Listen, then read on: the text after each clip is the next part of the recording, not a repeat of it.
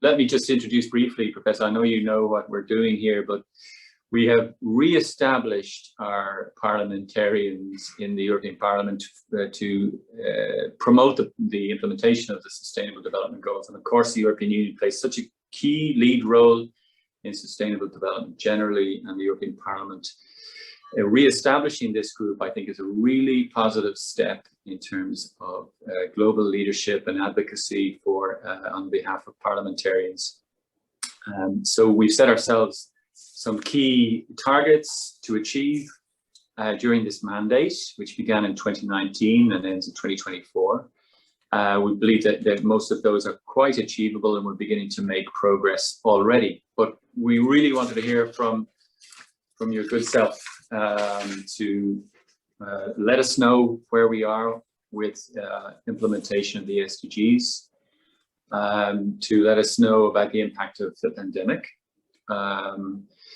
and to advise us to some extent on ways in which we can add value as not just parliamentarians, but members of the European Parliament in the context of all that we're doing in our legislative agenda, which in many respects is world leading.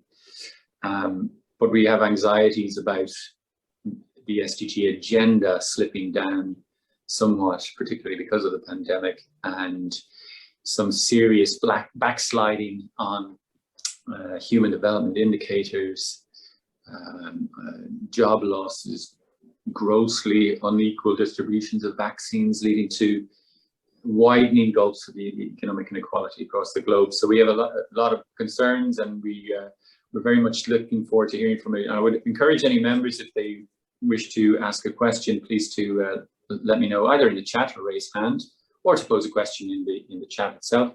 So with that, Professor Sachs, I'll hand over to you to hear your opening remarks. Thank you so much for joining us. Well, thank you. It's an incredible honor to be with you. And again, deep apologies for my tardiness today.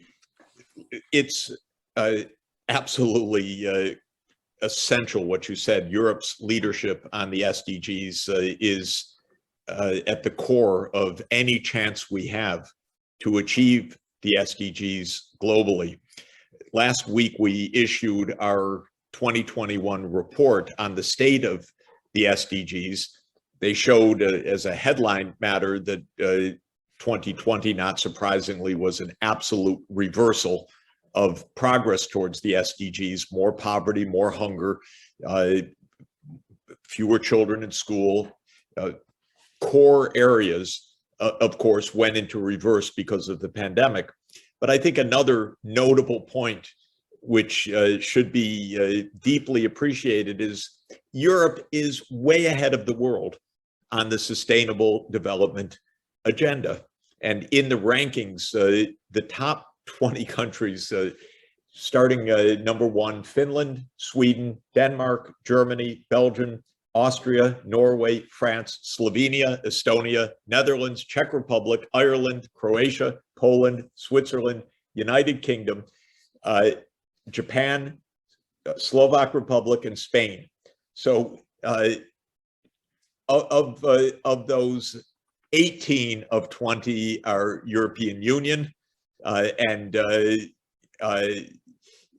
that's an absolute, and the top, 17 of 20 are European Union, and then there's Switzerland, United Kingdom, and Japan is the one non-European country out of the top 20. So the distinctiveness of Europe in this agenda is crucial. Second point, the European Green Deal is the most important single initiative in the world for sustainable development, because it is the most comprehensive strategy to achieve a number of objectives, especially, of course, around circular economy, renewable energy, sustainable land use, digitalization, research agenda, and so on. And it inspires other parts of the world. So that's a starting point, that Europe is really the region of the world exemplifies the the goal of combining the three pillars of sustainable development: the economic, the social, and the environmental. And part of Europe's vocation is to help the rest of the world get on track and get on the message. One practical point would be for European members of the European Parliament to reach out to parliamentarians in other parliaments. If there is any systematic way that I could help on that, I think the results would be phenomenal. I don't know if the European Parliament has any systematic meetings with the US Congress in any way, members of the US Congress. But in the United States, we haven't heard about the SDGs. We have, with Trump, I sometimes said, thank God we haven't heard about them, because he would have trashed them. With Biden, who I like very much, he doesn't mention them. We're so in our own space that the global perspectives from a UN globally agreed set of goals really doesn't penetrate the political space in Washington. And believe me, I try, but it's hard. And this is an area where perhaps the European Parliament could have an interesting session with interested US congressional leaders. And I think it would have a big effect, actually. They'd have to study up. So what are these SDGs? They'd ask their staff before they went into the meeting, what is this about? And they'd learn something about it. But this is actually the state of affairs right now for your partner on the other side of the Atlantic. It's a complicated situation still, even with a real vast improvement of governance and administration. Globally, the situation is not good on the Sustainable Development Goals. Not only the pandemic, but because of the really the lack of major power focus other than in Europe on the goals. They are there, they survive, they are important, they are part of government programs, but the financial weight behind them does not exist, and therefore the operational oomph does not exist. I've been through 2 rounds of global goals in the last 21 years at a personal level, first the Millennium Development Goals and now the Sustainable Development Goals. Even before the pandemic, there was a difference, because when the Millennium Development Goals were adopted, very quickly on, new financial initiatives were undertaken to support the MDGs. The HIPC initiative was a debt relief initiative that was guided by the MDGs. The Global Fund to Fight AIDS, TB, and Malaria, which I helped to design and which Kofi Annan launched with President George W. Bush Jr., was a response to the MDGs and, of course, the AIDS pandemic. We had no comparable breakthrough for the SDGs. There's not one initiative that one can point to with financial weight behind it since the launch of the SDGs. And this is a very serious problem, actually, because the goals are good. I'd say they're very good. They're remarkably good, given that they were negotiated by a committee of 193 countries. Ireland played a huge role, by the way, in those negotiations, of course.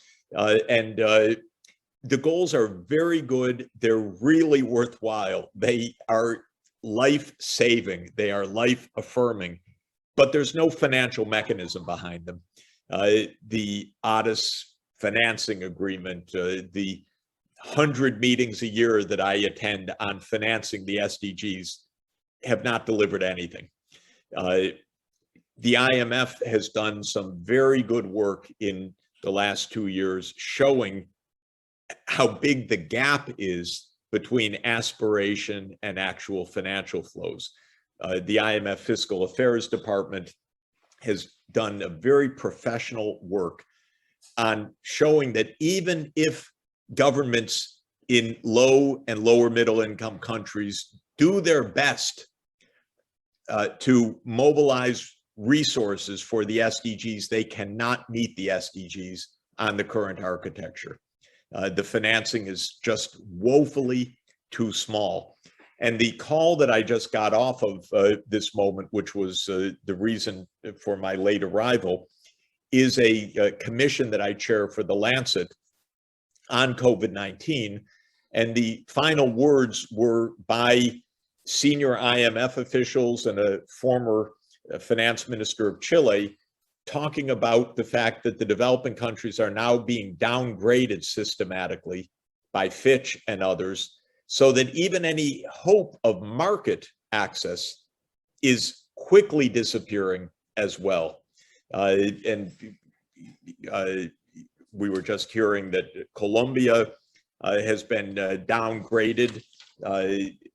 Argentina was just downgraded again to special status that basically blocks market financing. So this is an extremely practical problem. And it also comes to the shortfalls that we see, for example, in the G7 summit a couple of weeks ago. The G7, for example, reiterated the pledge of $100 billion for climate financing. But I've been living with that pledge since 2009. Hillary Clinton made it at the Copenhagen COP15, and it never materialized. And it was supposed to take effect no later than last year, and there's no plan. There never was a plan. The major countries didn't want a plan. They prevaricated, they obscured, they delayed, they tried to count more and more things under the 100 billion, but they couldn't even come close, no matter how wide a net they cast. So they never made a plan for financing. Now we're going to COP26 in a couple of months, in a few months, and there's no finance confirmed. So this is a very, very serious problem. The G7 spoke eloquently about the importance of girls' education, and then noted in the communique something that is more laughable than serious, which is, therefore, we pledge at least $2.75 billion to the Global Partnership for Education. UNESCO has just issued a report that the gap is $148 billion a year. So symbolic numbers are not helpful, actually, because the kids don't get to school. And they don't even feel good when they're made symbolically.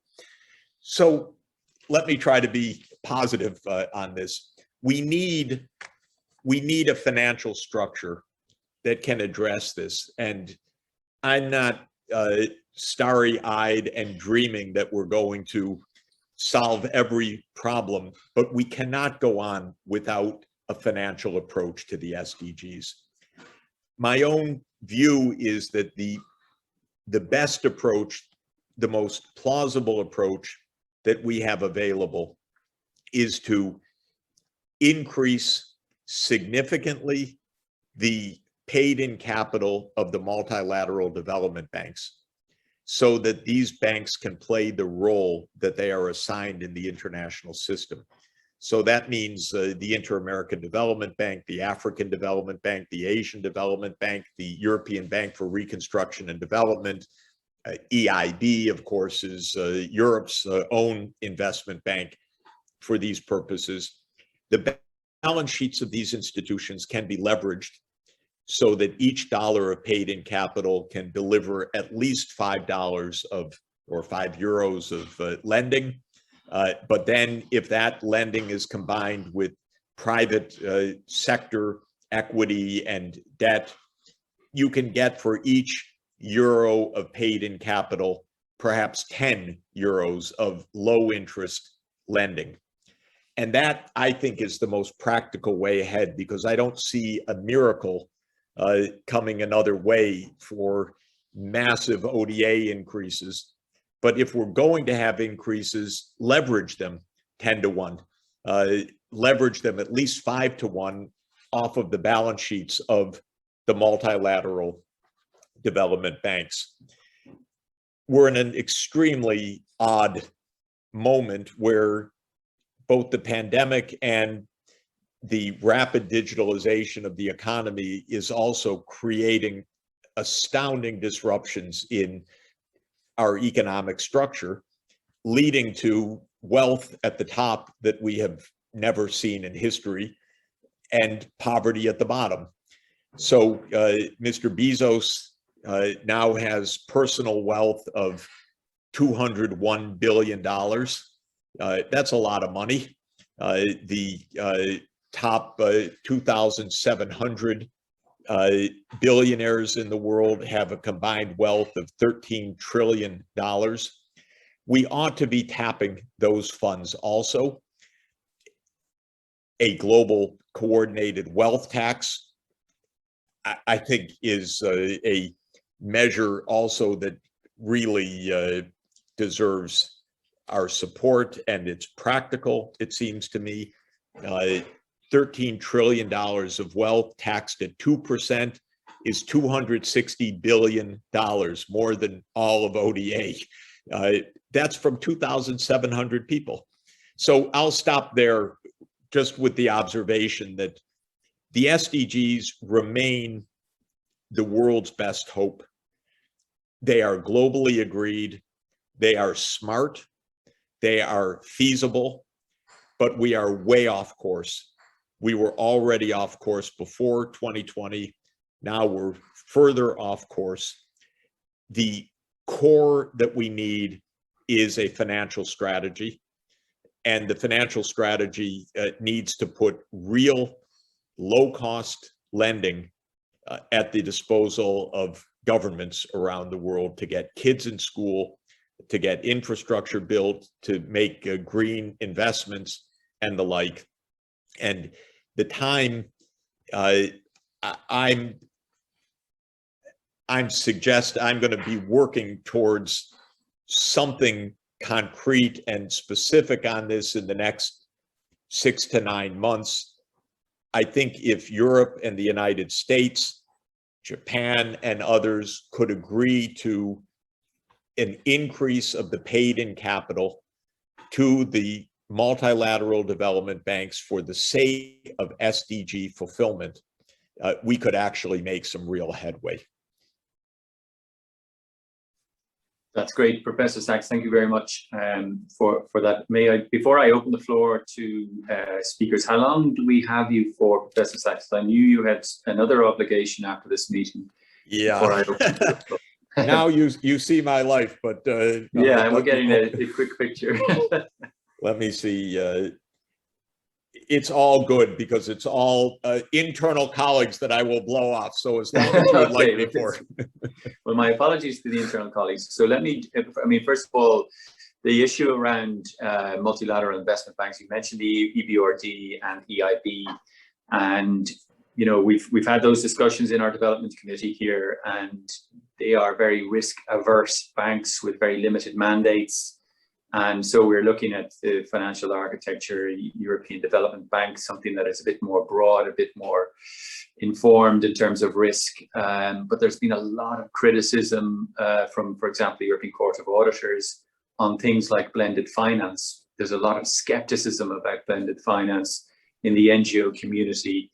The European Fund for Sustainable Development has expanded now for this next period, but I totally agree with you. I think the role of the private sector is critical to achieve 2030 is absolutely critical as ODA budgets are shrinking. They're becoming more and more contingent and not as untied as they used to be. So let me just quickly open the floor. Heidi, you're still with us, I think, and you had a question, perhaps a comment. Thank you, Heidi. Yeah, thank you very much. Hello, Jeffrey. How are you? Two things, yes. Two things. You asked about contacts between the MEPs and members of the US Congress. What I can say is that Globe EU, is active on that field. And we had a very interesting discussions with several members of the Congress last week. I think this is something that must be continued. And obviously the European Parliament's committees are now very much inspired by the new administration. So I think there will be more formal contacts as well. Secondly, I wanted to just take on your remark on this recent ranking of countries in SDGs. And my country, Finland, is #1, but with a very important side remark that if we take into account the consumption levels in our countries, in our EU countries, we'll see another reality.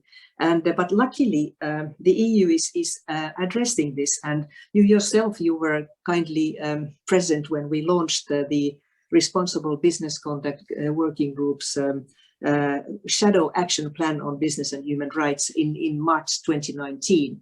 And that's become an inspiration for the EU institutions. And now we are celebrating 10 years of UN Guiding Principles on Business and Human Rights. And we understand it more and more in a holistic way on sustainability and so on. So I think the EU is going to be a leader in this field, that we really need to address this supply chains, that we have so many human rights issues, environmental damage to indigenous peoples and others. So I hope that this will lead to something that could be a global standard, because there are allies and the EU market is quite attractive. So there will be a market power as well. So I hope we are proceeding with this agenda very soon. And would be good to discuss this with you in one of the forthcoming meetings. Fantastic. Let me say that we do include in our index these negative spillovers. So you lose points for importing CO2 emissions and so on. Nonetheless, Finland comes out #1, even including that. And just to say, congratulations to Finland, because Finland came out #1 on the SDG index and on the World Happiness Report index. Okay. So that's not a bad combination. I have to say that's all kudos to doing things well and having such good leadership as well. But I'm very happy to hear about the US Congress connection. If you can deepen that, it will have a huge effect. It's such a strange country I live in. It needs absolutely these discussions to just open up the eyes more about issues like this. And you won't find resistance, but you will find some sense of novelty. So that's good. Thank you. Another question, please, from I think Niels Fulsang. Would you like the floor, Niels? Thank you, Barry. Yes, please. And thank you, Dr. Sachs, for coming here, having this conversation with us. I am a member of the European Parliament from the Social Democrats from Denmark. I have two questions for you. It's a really depressing analysis you have of the financing. And I wonder which kind of tools we can use now. And I would like to hear your point of view here. We are very much discussing in the European Parliament, but I think in Europe in general, the possibility of having a minimum corporate tax rate internationally. And I wonder if you think that could be also a way forward to try to get some of this financing. Of course, one thing is to have the tax rate. That is a challenge. Another thing is to then say, okay, we should spend the money on SDGs. But I think we should push for initiatives like that. And I wonder if you follow this discussion. It's also, of course, relevant in the G7. And I think the Biden administration is doing a tremendous effort here, pushing this on the agenda. Perhaps you also have ideas for other kinds of, you mentioned the wealth tax. what, you know, could we cooperate on other kinds of international taxation, because right now the situation is that tax havens, big multinationals are using tax havens, so they don't pay anything, or they pay close to nothing. And I think it's a major task to try to solve that problem, or in order to get that financing, in order to stop the inequality from rising further. We have a problem here in the European Union. You spoke so highly of us, but we are bad at taking decisions, for example, when it comes to tax matters, because everybody can veto everything. So that gives us a challenge.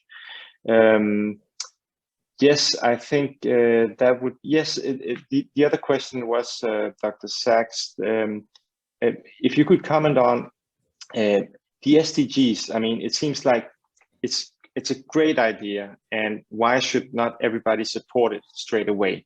But do you think it's a political issue, in the sense that, is this, in your experience, a right-left issue? Does it, who is against this? I mean, it seems like a good idea, but of course it also would mean, if we implemented them, it would mean a transfer of economic resources and political power from the rich to the wealthy, as far as I can see. But who will argue against that, in your experience? Thank you. Great questions, Niels. Thank you very much. I was part of a Bornholm session a few days ago with your Minister of Development Cooperation, Mortensen, and I suggested to him that, given that Denmark is one of the world leaders in development assistance, of course, and always has been, that if he could gather the fellow development cooperation ministers to propose specific measures for financing the SDGs, this would be extremely helpful. And I asked him to actually organize a session together of his counterparts to brainstorm on that, because Denmark contributes a lot, and it's phenomenal, wonderful. But we need actually a strategy now that goes beyond the individual country contributions. We really need an SDG financing strategy. So this is a first point. If you could encourage your minister on this, I'm absolutely keen on it, and I think, you know, he comes with all the credibility of Denmark's commitment to this behind him, so it could make really could make a big difference. In terms of the tax issues, I'm a fan of this minimum tax. I know it's sensitive in Ireland, but I have full confidence that Ireland will do just fine at 15%, and shouldn't be too worried. Ireland's wonderful and productive, and can absolutely live with 15%. But the world cannot live with 0%. And the 0% is a US and UK concocted game that goes back many decades. We have $2 trillion of corporate assets in Bermuda, the Cayman Islands, and the British Virgin Islands. $2 trillion of US corporate assets. They have no employees there. This is pure tax evasion, period. And it's awful. But of course, I live in the city of tax lawyers. Probably all my neighbors are making a good living on making sure that the money ends up in Bermuda. But it's a game. And as soon as Secretary Yellen negotiated the agreement with her fellow finance ministers, the Republicans in the US said that's un-American. And they're absolutely right. It's completely un-American, because the American way is tax cheating and the rich not paying taxes. And this is the American way, unfortunately. Mr. Bezos ended up with, or he didn't end up, he is at 201 billion and rising, because he didn't have to pay any taxes along the way. you can accumulate $201 billion and pay no taxes. And that's an American tax code, which says unrealized capital gains are taxed at zero. And so this is a game we're playing, but it's going to blow up the world if we don't stop this game. That's really the problem, because poor people do not have enough to eat. They cannot send their children to school. They cannot meet their basic needs for safe water and sanitation. And we don't help adequately. And not only that, the tax havens are a huge barrier to effective tax collections within the poor countries, because every mining company in the world knows how to get away with paying almost no taxes anywhere. And that's the money ends up in the Caribbean or in other tax havens. So I think this is a very basic point. I think thinking about other global kinds of taxes is important. A global wealth tax in a world where the billionaires are, there's a new billionaire a day.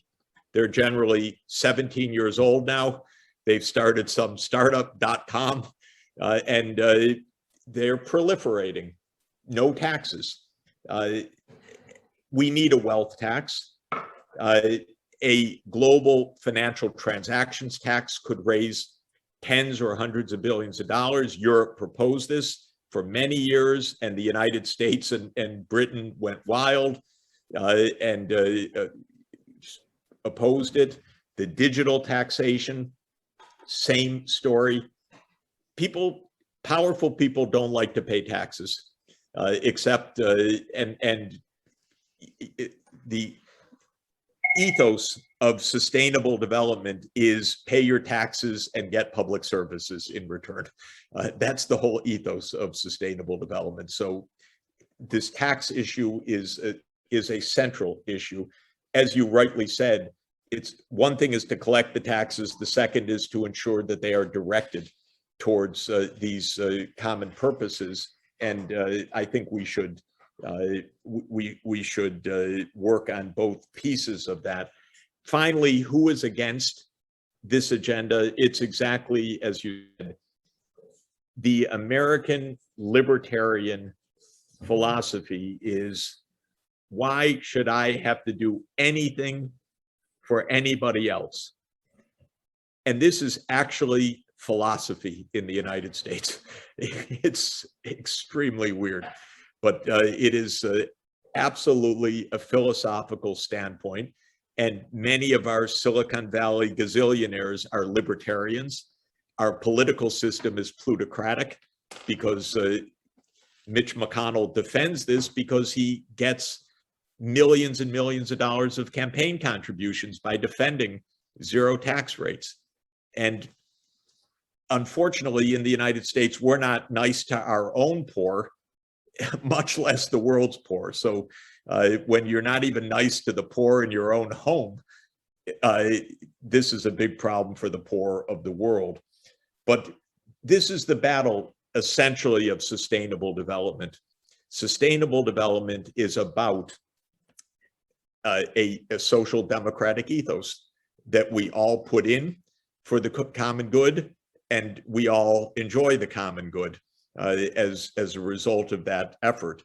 And that's why Europe is way in the lead on this, because that ethos is the European ethos with all of the difficulties, but it is the European ethos, and it's built into the European social charters and into the European Union social law itself.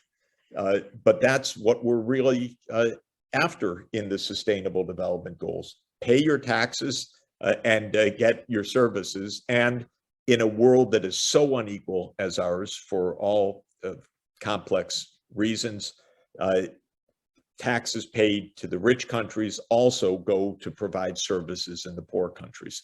And that's the system we need to create. And practically speaking, we're far from it. But the goals help to keep in mind this reality. And again, let me just underscore a basic point. The IMF is now doing systematic calculations showing that poor countries cannot meet the SDGs on their own. I take that as a very important message, an unusual one for that institution, by the way. It's not saying live within your means or tighten your belts or even raise taxes, which they do say, which is good. But it's saying even that will not be sufficient to meet basic needs. So there is a financing gap.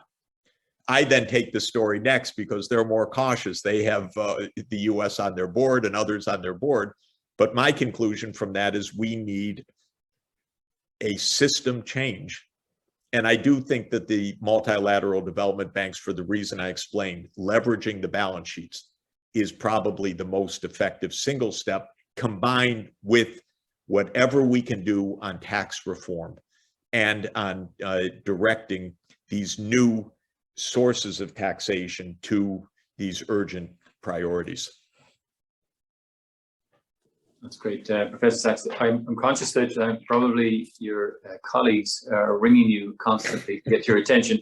But one last question. I'm going to ask Renee Neuberger to step in just a moment, but also to one of the problems we experience in the EU, Professor Sachs, is that the SDGs are everybody's responsibility in the European Commission, and the problem is that then nobody really has individual responsibility for delivery and implementation of the SDGs because of the naturally transverse nature of the goals, and so accountability becomes difficult. And I'm conscious that you said in the US that it's not even on the agenda at all.